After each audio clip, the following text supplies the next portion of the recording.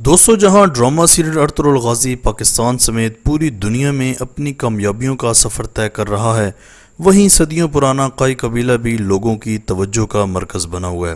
یعنی لوگ جاننا چاہتے ہیں کہ یہ قائی قبیلہ اصل میں کہاں پر واقع ہے اور آج قائی والے لوگ کس حال میں موجود ہیں۔ وہ قائی قبیلہ جو کہ اپنی جگہ کے حصول کے لیے در بدر ہوتا، اس نے 600 سال تک کیسے حکمرانی کی؟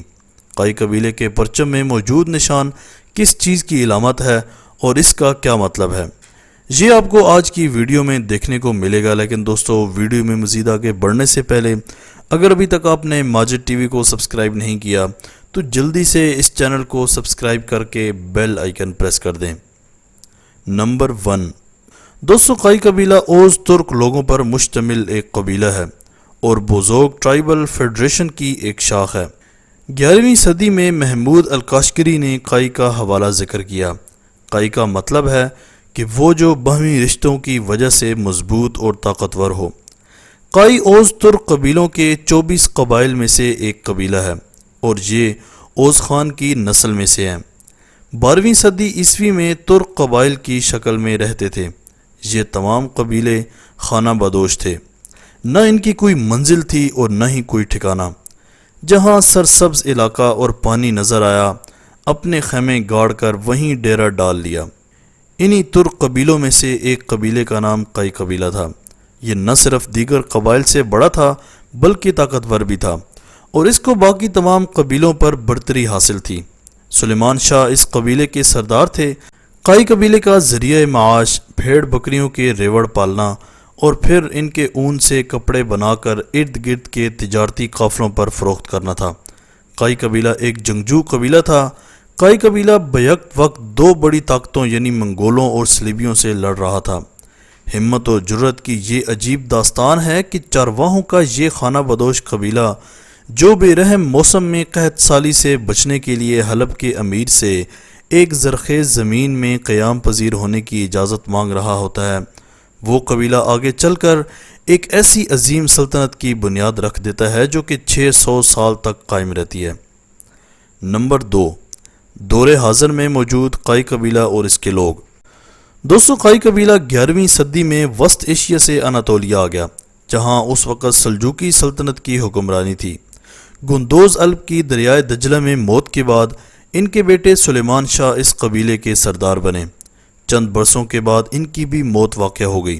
سلیمان شاہ کے بعد ان کے بیٹے ارطغرل غازی سردار بنے، جو کہ سلطنت عثمانیہ کے بانی عثمان اول کے والد تھے۔ دوستو اناطولیہ پہنچ کر یہ قبیلہ مشرقی اناطولیہ کے شہر اخلاط میں رہائش پذیر ہوا۔ آج بھی مشرقی اناطولیہ میں قائی قبیلے کے بہت سارے آثار اور قبریں موجود ہیں۔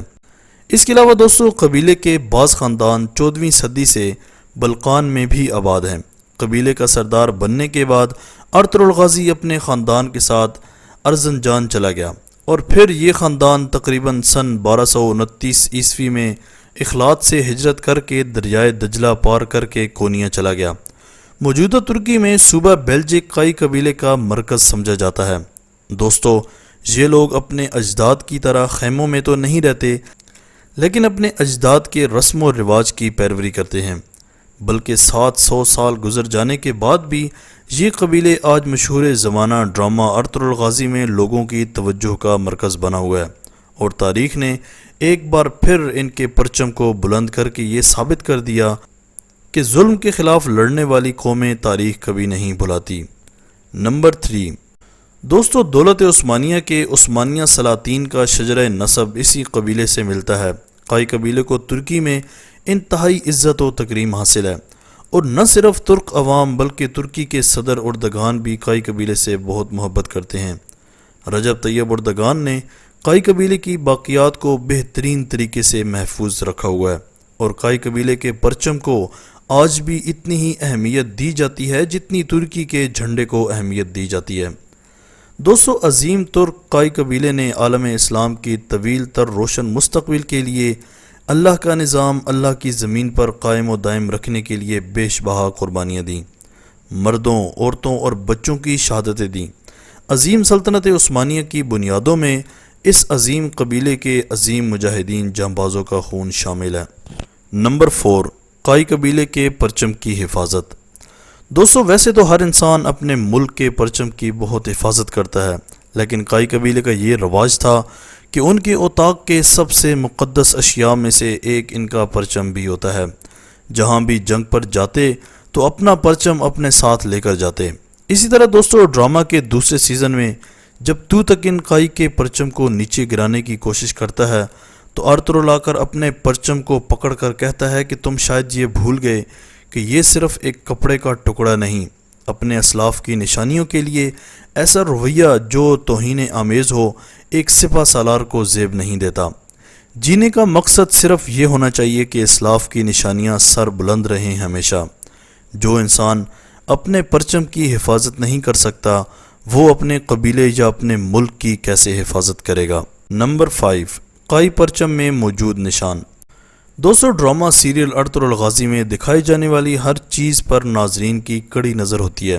جو بھی چیز یا نشان نیا ہوتا ہے تو دیکھنے والے اس کی کھوج میں لگ جاتے ہیں کہ یہ آخر کیا ہے۔ کیونکہ دوستو ارطغرل الغازی ڈرامہ ایک تاریخی ڈرامہ ہے تو اس میں کوئی بھی چیز بغیر مطلب کے استعمال نہیں کی گئی۔ ہر ایک چیز کا کوئی نہ کوئی مطلب ہے اور اس کی کوئی نہ کوئی تاریخ ہے۔ اگر قائی قبیلے کے پرچم پر بات کریں تو اس کے پیچھے بھی ایک کہانی چھپی ہے۔ قائی قبیلے کا نشان اصل میں ڈولو قبیلے کا نشان ہے، اور ڈولو قبیلہ بلغاریہ کا ایک حکمران قبیلہ تھا۔ منگولیا یا سائبیریا سے آنے والے یہ لوگ پہلے بلغاریہ میں آباد ہوئے۔